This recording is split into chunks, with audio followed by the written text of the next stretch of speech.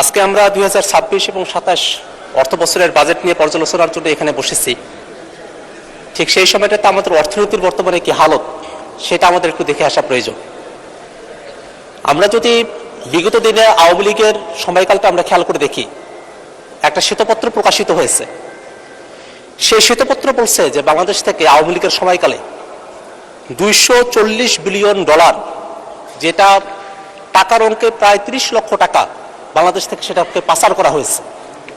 এত বিশাল 30 লাখ কোটি টাকা এটা বাংলাদেশ থেকে পাচার করা হয়েছে। এত বিশাল একটা অঙ্ক বাংলাদেশ থেকে পাচার হয়ে গেছে। দেশের অর্থনীতিটা এখন একটা ঝুপড়ির মতো আছে, যে ঝুপড়িতে আসলে টাকা পয়সা নাই, একটা খালি একটা জায়গার মধ্যে আমরা আছি। এটা আরো সত্য হয় সেই সময়টাতে যখন আমরা দেখি যে বাংলাদেশের আসলে ঋণের পরিমাণটা কত।